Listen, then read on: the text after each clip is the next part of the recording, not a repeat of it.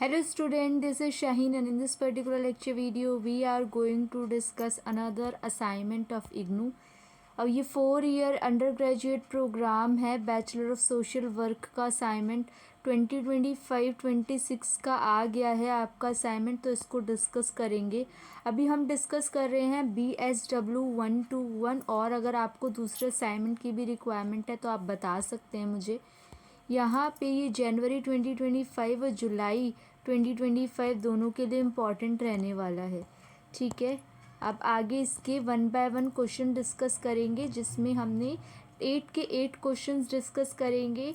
Question की आपको जैसे भी क्वेश्चन होंगे उनका आंसर्स प्रॉपर वे में आपको डिफ़ाइन करना है जैसे आपको दे रखा है, और इसको मैं थोड़ा थोड़ा आपको समझा भी दूंगी ताकि आप क्या लिख रहे हो उसको भी जस्टिफिकेशन मिले। तो स्टार्ट करते हैं इनके आंसर्स के साथ।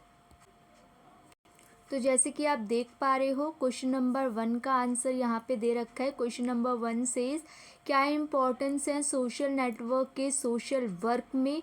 तो सोशल नेटवर्क कितना ज़रूरी है सोशल वर्कर के लिए, तो यहाँ पे बताया गया है कि ये बहुत इम्पॉर्टेंट है।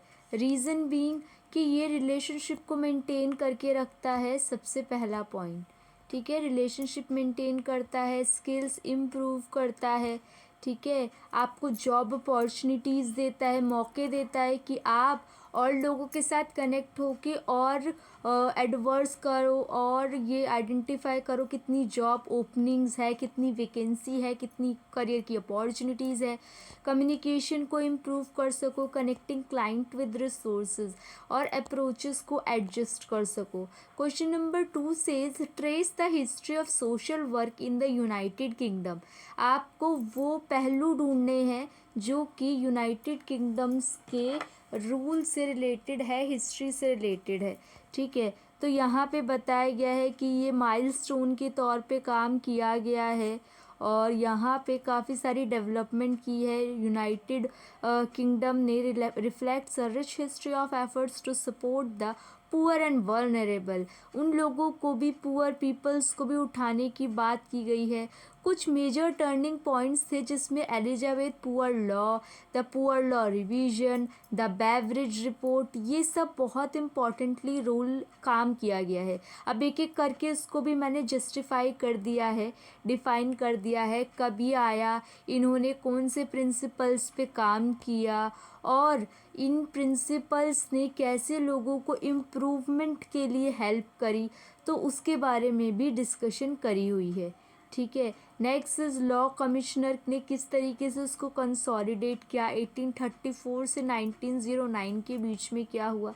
अगर आप और जस्टिफिकेशन या और लेंदी क्वेश्चंस की रिक्वायरमेंट करते हैं तो आप मुझे कमेंट सेक्शन में मेंशन करना, मैं आपको और इफ़ेक्टिव वे में और एलेबोरेट तरीके से इसको समझा भी दूंगी और उसका फ्रेमवर्क भी आपको प्रोवाइड करूंगी।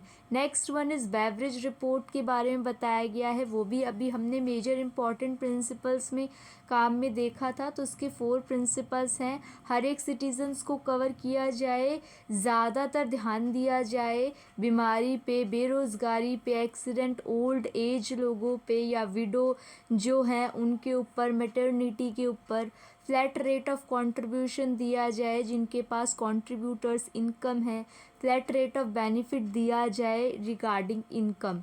ठीक है, इसके बारे में भी यहाँ पे बताया है। ये रिपोर्ट ने किस तरीके से कौन कौन से टाइम पे ज़्यादा वर्क किया है उसको जस्टिफाई किया। नाउ क्वेश्चन नंबर 3 सेज आपको स्कोप बताना है सोशल वर्क इन इंडिया। ठीक है, तो सोशल वर्क का बहुत ज़्यादा स्कोप है इंडिया में, किसी भी कंट्री के लेवल पे ले लो। जब आप सोसाइटी की वेलफेयर के लिए बात करते हो, आप अपने ऑब्जेक्टिव्स को तो अचीव कर ही रहे हो, बाकी आप हेल्प कर रहे हो उनको आगे बढ़ने में, लोगों को। ठीक है, तो वो क्या है, सोसाइटी की वेलफेयर के लिए इम्पॉर्टेंट है, ह्यूमन राइट्स के लिए इम्पॉर्टेंट है और आपको लॉ भी, लीगल तरीके से भी आपको एक इम्प्रूवमेंट मिलेगी। गवर्नमेंट भी आपको हेल्प करेगी कि आप उन चीज़ों में आगे बढ़ो जिससे लोगों की भलाई हो रही है। Now the next one is 5 areas बताने हैं जहाँ पे दखल अंदाजी दी गई है वॉलेंटरी एक्शंस के, तो 5 एरियाज़ में सबसे पहले चाइल्ड वेलफेयर, जैसे कि चाइल्ड एजुकेशन बोल सकते हो, या आप बोल सकते हो कि चाइल्ड लेबर ना हो, इनके बारे में बताया गया है। तो इसमें बहुत इम्पॉर्टेंटली एजुकेशन भी आता है, कम्युनिटी की वेलफेयर भी इसमें इम्पॉर्टेंट पावर प्ले करती है, एम्पावरिंग द मार्जिनलाइज्ड ऑर्गेनाइजेशन, ठीक है, और भी इंटरवेंशन इसमें इंक्लूड किए गए हैं जिस तरीके से आपको यहाँ पे दे रखे। Now what is social justice? Social justice क्या है? तो सोशल जस्टिस आपको वैल्यू ऑफ सोशल वर्क के तरीके से, किस तरीके से ये सोशल वर्क में हेल्प करती है, ये 5th क्वेश्चन है। तो सोशल जस्टिस क्या है? एक फंडामेंटल वैल्यू है सोशल वर्क का, और ये आपको एक मौका देती है, दरवाजे खोलती है ताकि आपको और अपॉर्चुनिटीज़ मिल पाए जिनको ज़्यादा ज़रूरत है। आपको बैरियर्स से, जो भी सिस्टमैटिक बैरियर्स लगाए गए हैं उनसे आज़ादी मिले, प्रमोट कर पाएँ सोशल जस्टिस इंस्टीट्यूशन में, ठीक है, सोशल चेंज लेके आ पाएँ। अब सोशल जस्टिस के अंदर क्या क्या चीज़ें इंक्लूड होती हैं, तो ये सब चीज़ों के बारे में बताया गया है। Voting right, criminal justice, environmental justice, immigration, health care, education और वर्कर्स राइट। अगर आप चाहो, आपको कंटेंट की कमी मिलने लगे रही हो, तो आप इनको भी और एलैबोरेट तरीके से जस्टिफाई कर सकते हो। Now describe human relationship as social capital. तो आपको ये तो पता है कि आपको जब आप कोई भी बिजनेस या कोई भी स्टार्टअप करते हो तो आपको लैंड और लेबर, इन सब चीज़ों की रिक्वायरमेंट होती है। लैंड और लेबर का मतलब है कैपिटल, और लेबर की रिक्वायरमेंट तो आपको होती है, लेकिन इसके साथ साथ आपको कैपिटल में आपको सोशल कैपिटल की भी रिक्वायरमेंट होती है। सोशल का मतलब यहाँ पे लेबर से ही है, ठीक है। ह्यूमन का रिलेशनशिप मेंटेन करना ज़रूरी है, क्योंकि आपकी कंपनी में लोग काम कर रहे हैं। क्यों काम कर रहे हैं? ताकि उनको बेनिफिट हो सके, या आप म्यूचुअल बेनिफिट के लिए काम कर रहे हो। आप उनको अच्छा रिज़ल्ट आप उनको तभी दे पाओगे जब आप उनको एजुकेट करोगे, ट्रेनिंग दोगे, और आपको वो रिज़ल्ट तभी दे पाएंगे जब उनको अच्छी नॉलेज होगी अपने कमांड में, आपके ऊपर वो ट्रस्ट कर पाएंगे, आपको बेस्ट से बेस्ट रिज़ल्ट दे पाएंगे, ठीक है। तो उसके बारे में बात की गई ना। टाइप्स की बात करी है मैंने इसके अंदर। तो टाइप्स के अंदर सोशल कैपिटल डिफरेंट होता है ह्यूमन कैपिटल से, ये भी एक इसकी अचीवमेंट होती है। सोशल कैपिटल एक मेजर है ग्रुप्स लेवल अचीवमेंट का और प्रोडक्टिविटी का। Now next question is highlight the structural framework of loyalty to social work profession. आपको सोशल वर्क प्रोफेशन की लॉयल्टी के ऊपर उसका क्या स्ट्रक्चरल फ्रेमवर्क होता है उसको जस्टिफाई करना है। तो स्ट्रक्चर की बात करूँ तो ये लॉयल्टी होती है सेल्फ के लिए, क्लाइंट के लिए और प्रोफेशनल्स के लिए।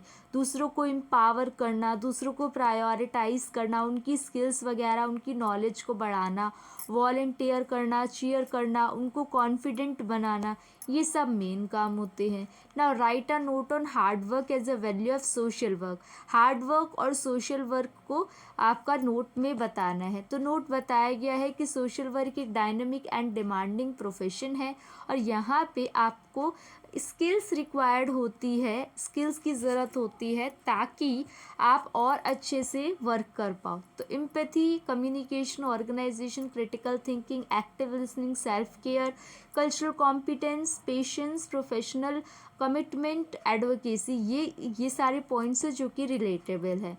अब एम्पैथी की बात की गई है तो एम्पैथी को मैंने जस्टिफाई कर दिया, ऐसे ही मैंने हर एक पॉइंट को इलेबोरेट तरीके से जस्टिफाई किया है, ठीक है। कम्युनिकेशन आप देख सकते हो, अब कम्युनिकेशन में भी verbal communication, non verbal communication दोनों ही इंपॉर्टेंट रोल प्ले करते हैं। ऑर्गेनाइजेशन में वर्कर्स काम करते हैं, सोशल गैदरिंग्स वगैरह होती है, उनका भी यहाँ पे इम्पॉर्टेंट रोल होता है। क्रिटिकल थिंकिंग, सोशल वर्कर्स होते हैं, आपको एबिलिटी देते हैं कि आप सोच पाओ, आप चीज़ों को एनालाइज कर पाओ। एक्टिव लिसनिंग भी इम्पॉर्टेंट रहती है, क्योंकि अगर क्लाइंट आपको सुनेगा ही नहीं या आप उसको प्रॉपरली सुनोगे नहीं तो आप उसकी कमांड को या आप उसकी रिपोर्ट को जस्टिफाई नहीं कर सकते। सेल्फ केयर भी इम्पॉर्टेंट है, सेल्फ केयर भी यहाँ पे रूल प्ले करती है, ठीक है। Next one is cultural competence.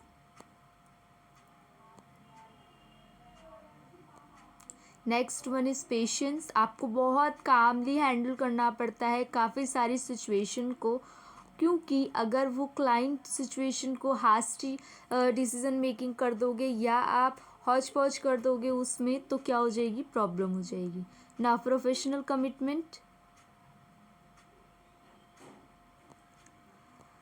And the last one is advocacy. ठीक है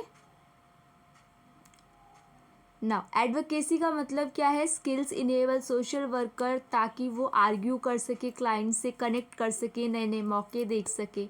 चलो that is all about this lecture, जिसके अंदर हम लोगों ने पूरे के पूरे असाइनमेंट को डिस्कस कर लिया। नाउ आप लोगों के लिए इम्पॉर्टेंट क्या है कि आपको इसकी पीडीएफ रिक्वायर्ड होगी, तो आप पीडीएफ को डाउनलोड कर सकते हो टेलीग्राम चैनल पे जाके, आपको फुल पीडीएफ मिल जाएगी। अगर आपको लगता है किसी भी एक पर्टिकुलर क्वेश्चन में डाउट है या आपको लग रहा है कि कंटेंट कम है, तो आप लोग कमेंट सेक्शन में मेंशन कर देना। मैं पीडीएफ जब ऐड करूँगी तो उसके अंदर आपका और एलेबोरेट वे में उसका आंसर मेंशन कर दूँगी।